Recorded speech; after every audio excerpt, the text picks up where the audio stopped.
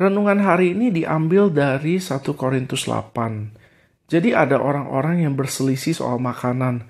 Boleh nggak makan makanan yang sudah dipersembahkan kepada berhala?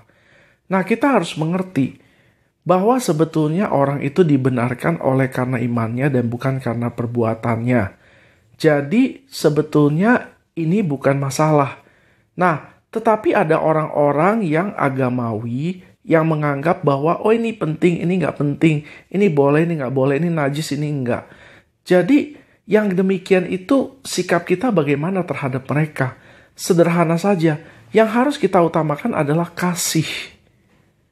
Jadi jangan sampai hal-hal tidak esensi merusak hal-hal yang esensi.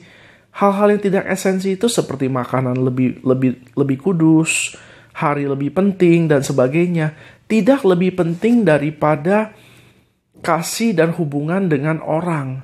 Tuhan mau kita itu menjadi berkat buat orang lain. Tetapi kalau kita tidak bisa disukai sama semua orang, bagaimana caranya kita bisa menjadi berkat? Kalau misalnya orang-orang melihat bahwa kita ini suka menghakimi, bagaimana orang bisa dekat kita untuk mendengarkan firman? Jadi Paulus bilang bahwa dia tidak mau menjadi bantu sandungan hanya karena makanan. Kenapa? Supaya dia memiliki alasan, dia memiliki cara untuk bisa menyebarkan firman Tuhan kepada mereka, menginjili mereka, memberitahu kepada mereka bahwa Yesuslah satu-satunya jalan keselamatan. Jadi kalau misalnya orang Yahudi menyalahkan dia karena dia makan makanan persembahan, orang Yahudi tidak akan mendengarkan Injil dari dia.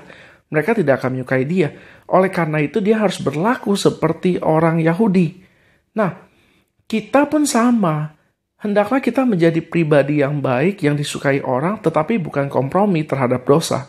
Artinya kita mengasihi semua orang. Buat apa? Supaya ada kesempatan, ada pintu terbuka, supaya kita bisa memberitakan Injil kepada orang-orang. Inilah cara kita untuk hidup. Jadi yang kita utamakan adalah kasih, yang kita utamakan adalah hubungan, yang kita utamakan adalah kesempatan untuk memberitakan Injil. Bukan perselisihan, bukan yang penting saya lebih tahu, lebih benar, lebih pintar. Itu aja dari saya, semoga diberkati, haleluya, amin. Renungan hari ini diambil dari 1 Korintus 8. Jadi ada orang-orang yang berselisih soal makanan.